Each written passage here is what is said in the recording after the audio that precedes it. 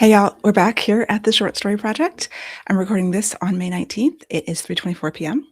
and I've got about 6 days left to write a 4,000 word short story.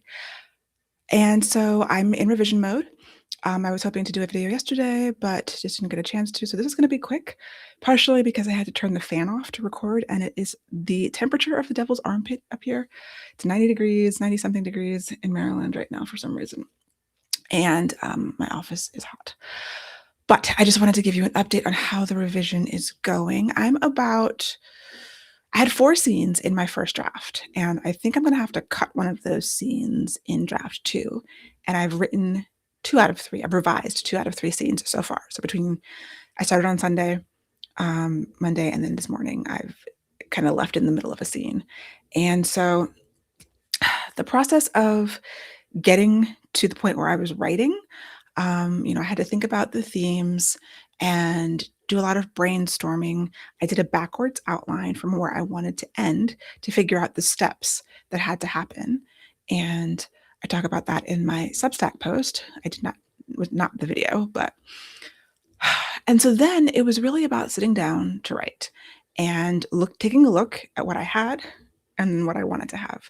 So in my spreadsheet of the first draft, scene 1 was just an info dump. It was a lot of throat clearing, as we say. It was a lot of figuring out what I wanted to say, reading it back and figuring out what is the core that has to happen in the beginning of the story. I did spend a lot more time on the first few paragraphs. Basically, the first page, I spent a lot more time on that revision than I do on the rest of it until probably third draft, just because I wanted to get the tone, the voice, the feel of it. First draft, I did in third person, and I was having peaks of first person come through. And so as I kind of thought about who is this character? How are they telling the story? I decided to do the second draft in first person, not second person. I'm doing it in first person, and that allows me to be a little more voicey. It allows me to layer the character with a little bit more snark, I think, which you can absolutely do in third person. But for me, it was all just intuitive. It was like a vibe. I was like, I thought this was third person, and third, close third is kind of the default. But because the first was just coming through randomly in my first draft, I would get to the end of a scene and the last paragraph, I just switched to first in my dictation. I just kind of went with that. And I'm like, what if this story wants to be first? Sometimes I have more in-depth reasons for choosing a POV. But for this one, it was like, I think I want this character to be more immediate. I knew it was a single POV narrator. I'm not switching perspectives. And so I also it would help me get into her head in order to make her the character that I wanted. Her personality in draft 1 was wrong. And in order to bring out that personality in draft 2, I thought first person was it just allowed me to sink deeper into the character and to use her thoughts in a way that hopefully are getting across her a little bit of snark. She's not probably as bold and as brash as I had envisioned in my, pre-production, in my brainstorming, but she's not sort of the wilting flower that she was in draft 1. And then it's really like also showing and not telling. So, the draft 1 opens when I say, Nolani had always been afraid of the dark. That was that first line that came to me that allowed me to write the first draft.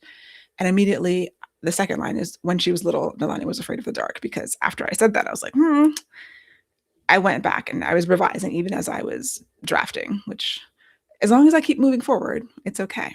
But sometimes even in a fast draft, if I know something immediately is wrong, I'll just change it right then. Otherwise, I will make notes about it and go to my notes in between the drafts. So I start telling you she was afraid of the dark, and then I go into this like flashback of her mother, and they're changing homes, and her mother didn't care, and just I was telling myself the story, and I was telling myself, who is her mother? What is their relationship like? And it reads I think it's a fine flashback, but it is very much, here is this information.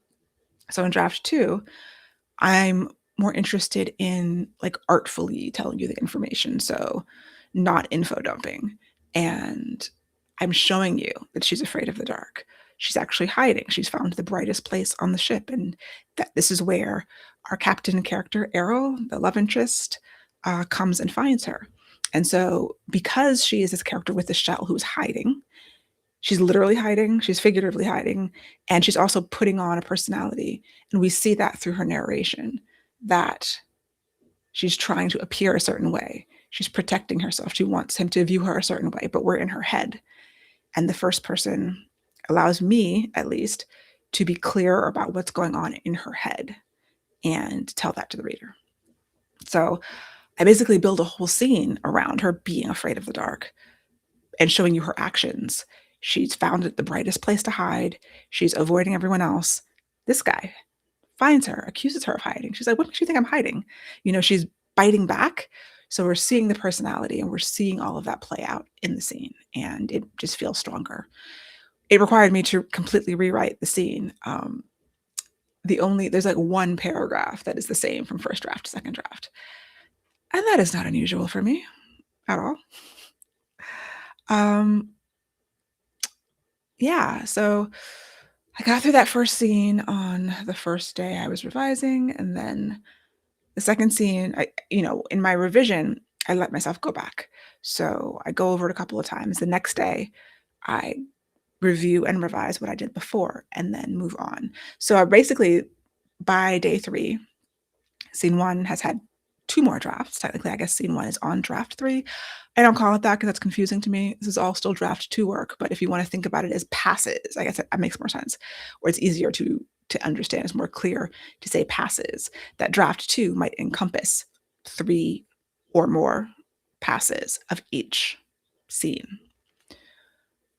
And then, so day 3, I review scene 2 and then revise, aka rewrite, scene 3, which I actually have not done. So I've been 3 days on 2 scenes because it's been overlap and I had to leave early for my writing session today.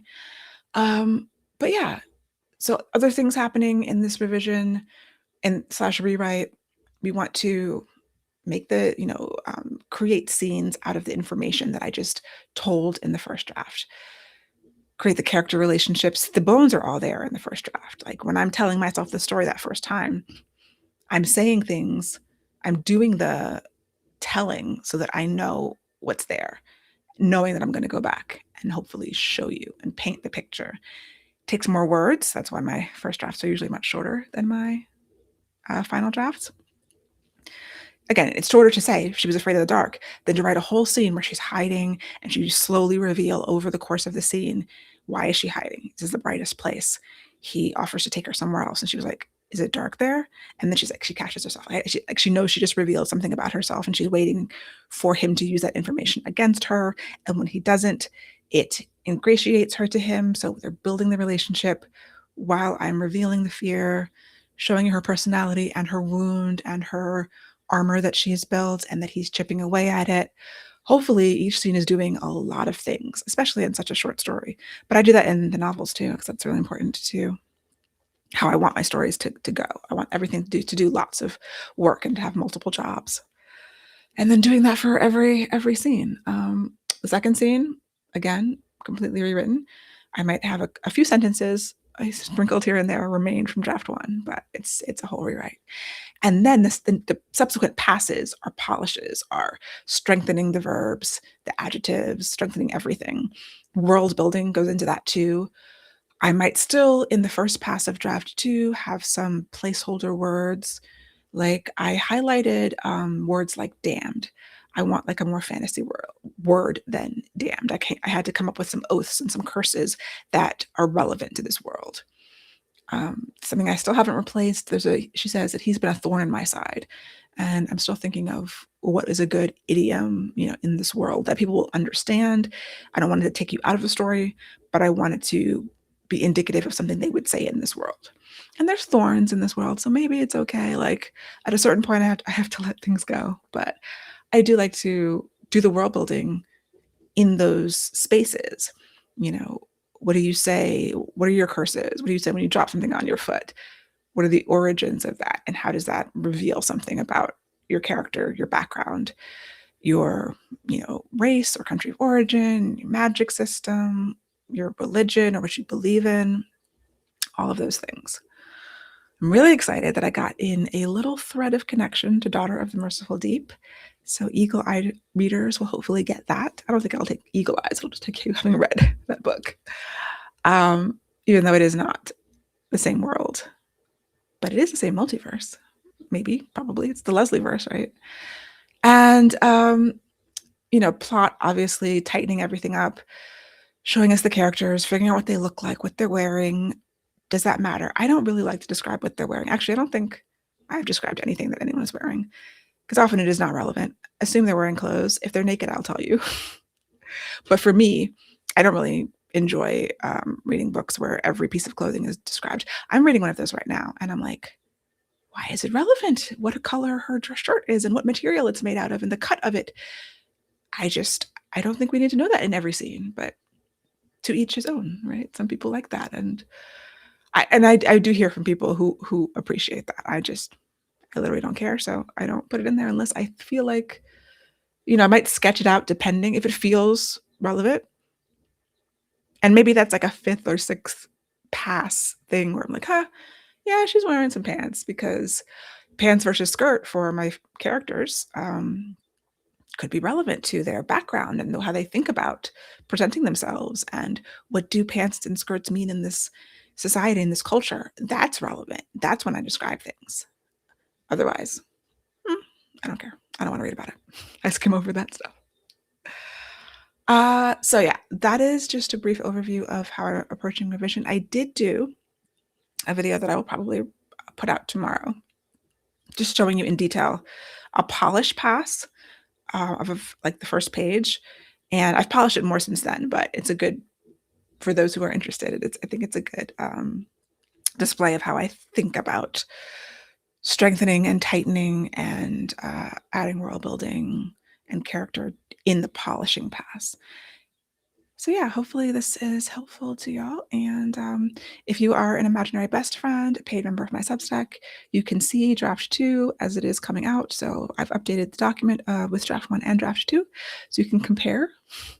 And then I'll have to do my final polishes. It'll get edited by the anthology editor, I'm sure. And yeah.